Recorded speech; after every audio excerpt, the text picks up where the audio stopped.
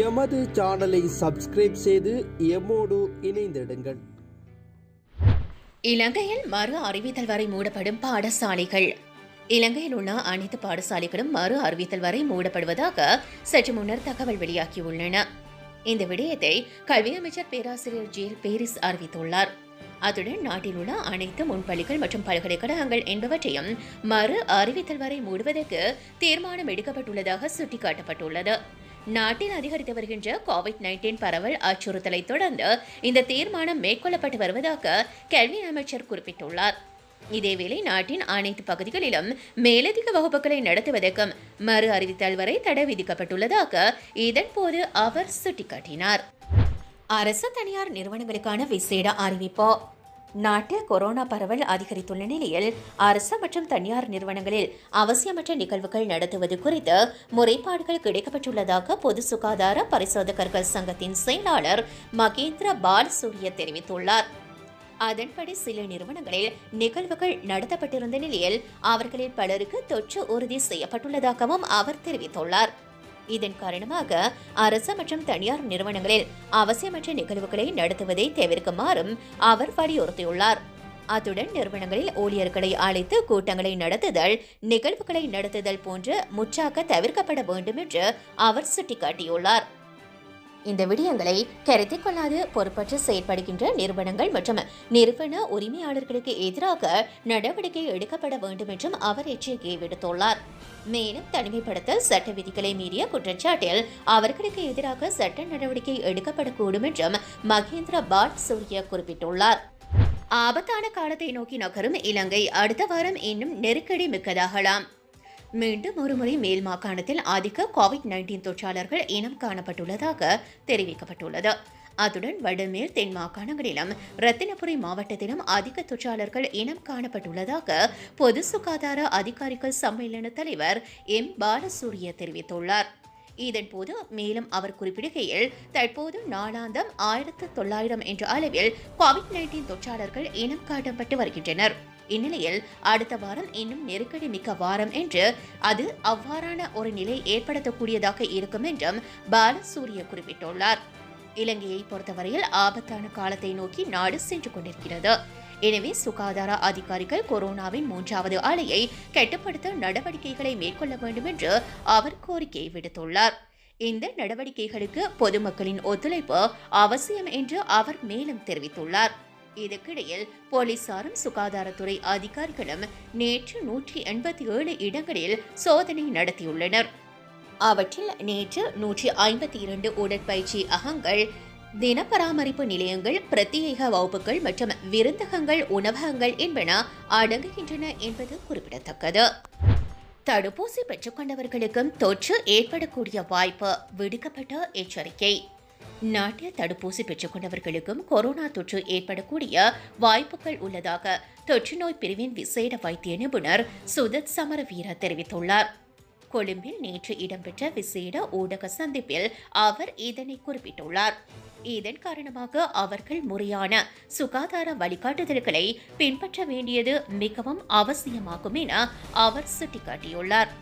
மேலும் நாட்டில் தற்போது நாளாந்தம் அடையாளம் காணப்படுகின்ற தொற்றாளர்களின் எண்ணிக்கை தொடர்ந்தும் அதிகரிக்கும் வாய்ப்புகள் உள்ளதாக தொற்று நோய் பிரிவின் விசேட வைத்திய நிபுணர் சுதத் சமரவீர தெரிவித்துள்ளார்.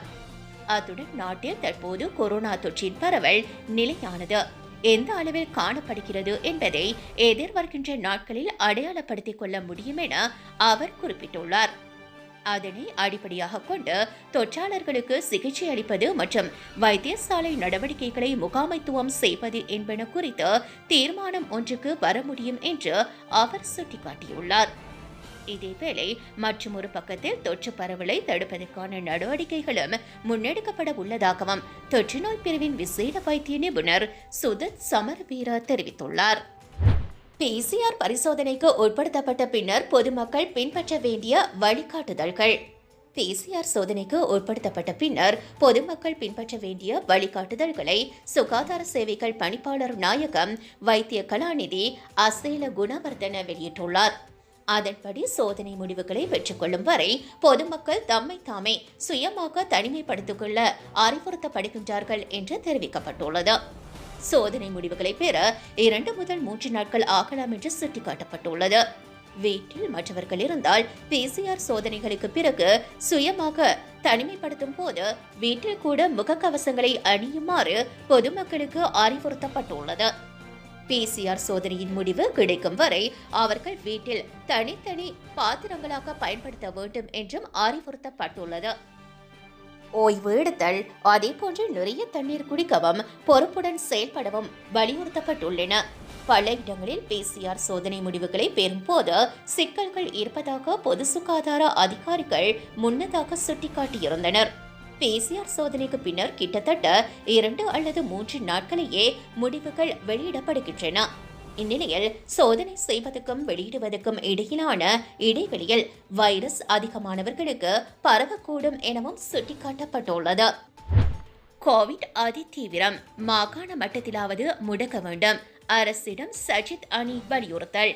கோவிட் வைரஸ் தொற்று வேகமாக பரவி வருகின்றதால் முழு நாட்டையும் முடக்க முடியாவிட்டால் குறைந்தபட்சம் மாகாண மட்டத்திலாவது உடன் முடக்கல் நடைமுறையை பின்பற்றுமாறு அரசிடம் பிரதான எதிர்க்கட்சியான ஐக்கிய மக்கள் சக்தியின் நாடாளுமன்ற உறுப்பினர் லக்ஷ்மண் கிரியல்ல கோரிக்கை விடுத்துள்ளார்.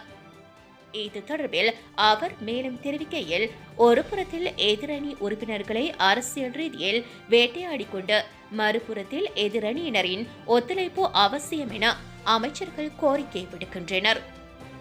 நாட்டுக்கு நன்மை பயக்கக்கூடிய விடயங்களுக்கு ஒத்துழைப்பை வழங்குவதற்கு நாம் தயார். அது பற்றி கலந்துரையாடுவதற்காக நாடாளுமன்ற தெரிவுக்குழு ஒன்று அமைக்கப்பட வேண்டும். கோவிட் விவகாரம் தொடர்பில் வைத்தியர்கள், துறைசார் நிபுணர்களிடம் ஆலோசனைகளை பெற்று அரசு முடிவுகளை எடுக்க வேண்டும். அதனை நாம் ஆதரிப்போம். ஆனால் அரசியலை இலக்காக கொண்டு எடுக்கப்படுகின்ற முடிவுகளை ஆதரிக்க முடியாது. நாட்டை முடக்குவது தொடர்பில் ராஜாங்க அமைச்சர் சுதர்சனி பெர்னாண்டோ புல்லே 3 மாதங்களாக கதைத்து வருகின்றார். அது குறித்து நடவடிக்கை எடுக்கப்படவில்லை. கோவிட் வைரஸ் தொற்று தற்போது வேகமாக பரவி வருகின்றது. முழு நாட்டையும் முடக்க முடியாவிட்டால் மாகாண மட்டத்திலாவது கோவிட் வைரஸ் பரவலை தடுக்க அரசு ஏதாவது நடவடிக்கை எடுக்க வேண்டும். கோவிட் வைரஸ் பரவலை கட்டுப்படுத்துவதில் அரசு தோல்வி கண்டுள்ளது. இதனை ஏற்க வேண்டும். இந்திய பிரதமர் நரேந்திர மோடி கூட கோவிட் விடயத்தில் தாம் தோல்வி என்பதை ஒப்புக்கொண்டுள்ளார் என்று அவர்கள் குறிப்பிட்டுள்ளனர். முத்துவேல் கருணாநிதி ஸ்டாலின் எனும் நான் பதவியேற்றுக் கொண்ட தமிழக முதலமைச்சர். திமுக தலைவர் ஸ்டாலின் தமிழகத்தின் முதலமைச்சராக இன்று பொறுப்பேற்றுக் கொண்டார். இந்த பதவியேற்பு நிகழ்வு ஆளுநர் மாளிகையில் எளிமையான முறையில் நடைபெற்றது. ஸ்டாலினுடன் 34 அமைச்சர்கள் கொண்ட தமிழக அமைச்சரவையும் பதவியேற்றுக் கொண்டனர். அத்துடன் ஆளுநர் இவர்கள் அனைவருக்கும் பதவி பிரமாணம் செய்து வைத்தார். ஸ்டாலின் பதவியேற்கும் போது முத்துவேல் கருணாநிதி ஸ்டாலின் எனும் நான் என்று கூறி பதவியேற்றுக் கொண்டமை எல்லோருடைய கவனத்தையும் பெரிதும் ஈர்த்துள்ளது. தமிழக சட்டசபை தேர்தலில் திமுக தலைமையிலான கூட்டணி அமோக வெற்றி பெற்று ஆட்சியை பிடித்துள்ளது. மொத்தமுள்ள 234 தொகுதிகளில் திமுக கூட்டணிக்கு 159 இடங்களில் வெற்றி கிடைத்துள்ளது. திமுக 125 இடங்களை கைப்பற்றி ஆட்சி அமைப்பதற்கான தனி பெரும்பான்மை பலத்தை பெற்றுக் கொண்டுள்ளது. 10 ஆண்டுகளுக்கு பிறகு திமுக ஆட்சியில் அமர்கிறது. திமுக தலைவர் மு.க. ஸ்டாலின் முதன்மை அமைச்சராக பதவியேற்றுக் கொண்டார். திமுக தலைமையிலான ஆட்சி அமைவதற்கான ஏற்பாடுகள் கடந்த செவ்வாய்க்கிழமை தொடங்கின. திமுக எம்எல்ஏக்கள் உட்பட உதயசூரியன் சின்னத்தில் போட்டியிட்ட கூட்டணி கட்சியினரையும் சேர்த்து 133 எம்எல்ஏக்கள் கடந்த செவ்வாய்க்கிழமை அண்ணா அறிவாலயத்தில் கூடி மு.க. ஸ்டாலினை ஒருமனதாக போட்டியின்றி சட்டசபை திமுக தலைவராக தேர்வு செய்தனர். இதற்கான தீர்மான கடிதத்திலும் அவர்கள் கையெழுத்திட்டனர். நேற்று முன்தினம் அந்த கடிதத்துடன் மு.க. ஸ்டாலின் ஆளுநர் மாளிகைக்கு சென்றார். ஆளுநர் பன்வாரிலால் புரோஹித்திடம் அந்த கடிதத்தை வழங்கி ஆட்சி அமைக்க உரிமை கோரினார். இதை ஏற்றுக்கொண்ட ஆளுநர் மு.க. ஸ்டாலினை ஆட்சி அமைக்க வருமாறு அழைப்பு விடுத்தார். இதையடுத்து மு.க. ஸ்டாலின் தலைமையில் அமையவுள்ள புதிய அமைச்சரவை பட்டியல் ஆளுநரின் பார்வைக்கு அனுப்பப்பட்டது. அதை ஏற்றுக்கொண்ட ஆளுநர் பன்வாரிலால் புதிய அமைச்சரவை பதவி ஏற்புக்கான ஏற்பாடுகளை செய்ய உத்தரவிட்டார். அதன் பேரில் கிண்டியில் உள்ள கவர்னர் மாளிகையில் திறந்தவெளி பகுதியில் பதவி ஏற்புக்கான ஏற்பாடுகள் செய்யப்பட்டன. கொரோனா அச்சுறுத்தல் காரணமாக 200 பேருக்கு மட்டுமே அந்த விழாவில் பங்கேற்க வரும்படி அழைப்பிதழ் வழங்கப்பட்டமை குறிப்பிடத்தக்கது. சீனாவின் சினோஃபார்ம் தடுப்பூசி தொடர்பில் உலக சுகாதார நிறுவனத்தின் முடிவு விரைவில். சீனாவின் சினோஃபார்ம் கோவிட்-19 தடுப்பூசி தொடர்பில் உலக சுகாதார நிறுவனம் தன்னுடைய முடிவை வார இறுதியில் அல்லது அடுத்த வார தொடக்கத்தில் அறிவிக்க தயாராகி வருகிறது. இதனையடுத்து அடுத்த வாரத்திற்குள் சீனா தயாரிக்கின்ற சினோஃபார்ம் தடுப்பூசிகளை இலங்கை அரசாங்கம் வெளியிட வாய்ப்புள்ளது என்று தகவல்கள் வெளியாகியுள்ளன. உலக சுகாதார அமைப்புடன் நெருங்கிய தரப்பு தகவல்களின்படி அந்த அமைப்பு தன்னுடைய முடிவை வலுவாக அறிவிக்க வாய்ப்புள்ளதாக ஆங்கில ஊடகம் ஒன்றுக்கு வெளியிட்டிருக்கின்ற செய்தியில் சுட்டிக்காட்டப்பட்டுள்ளது. சினோஃபார்ம் தடுப்பூசி தொடர்பில் வெளியிடப்பட்ட சமீபத்திய உலக சுகாதார மைய அறிக்கையில் 18 முதல் 59 வயதுக்குட்பட்ட வயதினருக்கு உயர்ந்த நம்பிக்கையை வெளிப்படுத்தியிருக்கிறது. ஆனால் இது 60 வயதுக்கு மேற்பட்ட வயதினருக்கு குறைந்த அளவிலான நம்பிக்கையை வெளிப்படுத்தியிருந்தது. எனவே இலங்கை அரசாங்கம் சினோஃபார்ம் தடுப்பூசியை 59 வயதினர் வரையில் கட்டுப்படுத்தும் என்று எதிர்பார்க்கப்படுகிறது. தற்போது நாட்டில் உள்ள களஞ்சியங்களில் ஆயிரக்கணக்கான சினோஃபார்ம் தடுப்பூசிகள் ஒரு வருடத்துக்கு மேலான காலாவதி திகதியை கொண்ட நிலையில் இருப்பில் உள்ளன. இந்நிலையில் சினோஃபார்ம் தடுப்பூசிகளுக்கு உலக சுகாதார அமைப்பு ஒப்புதல் அளித்தவுடன் இலங்கை அரசாங்கம் அவற்றை பொதுமக்களுக்கு வழங்க ஆரம்பிக்கும் என்று எதிர்பார்க்கப்படுகிறது. சீனாவில் ஏற்கனவே 280 மில்லியன் மக்கள் சினோஃபார்ம் தடுப்பூசிகளை பெற்றுள்ளனர். மேலும் பாகிஸ்தான் உள்ளிட்ட இந்த பிராந்தியத்தில் உள்ள நாடுகளுக்கு 100 மில்லியனுக்கும் அதிகமான சினோஃபார்ம் தடுப்பூசிகள் அனுப்பப்பட்டுள்ளன. பங்களாதேஷ், நேபாளம், மாலித்தீவு மற்றும் ஆப்கானிஸ்தான் ஆகிய நாடுகள் சீனாவின் தடுப்பூசிகளை செலுத்த ஆரம்பித்துள்ளன. லத்தீன் அமெரிக்கா, மத்திய கிழக்கில் மற்றும் ஐரோப்பாவில் செர்பியா மற்றும் ஹங்கேரி ஆகிய நாடுகளும் இதை பயன்படுத்த தொடங்கியுள்ளன. 40 வயதுக்கு மேற்பட்ட நாடுகள் அவசர கால பயன்பாட்டிற்காக சினோஃபார்முக்கு ஒப்புதல் அளித்துள்ளன. இதுவரை ஒரு கடுமையான பக்க விளைவு கூட தெரிவிக்கப்படவில்லை. எனினும் இலங்கையில் 6 லட்சம் சினோஃபார்ம் தடுப்பூசிகள் ஒரு மாதத்துக்கு மேலாக கிடங்கில் வைக்கப்பட்டுள்ளதாக இலங்கையில் உள்ள சீன தூதரகம் அறிவித்துள்ளது.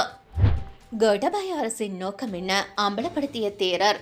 தற்போதைய அரசாங்கம் அதிகாரத்துக்கு வருவதற்கு முன்னர் நாட்டு மக்களை ஏமாற்றி இன மற்றும் மதவாதத்தை தூண்டி பொய்யானதொரு தேசப்பற்று என்ற மாயையை உருவாக்கி அதனூடாகவே ஆட்சி அதிகாரத்தை கைப்பற்றிக் கொண்டது என்று உலப்பெனி சுமங்கல தேரர் தெரிவித்துள்ளார்.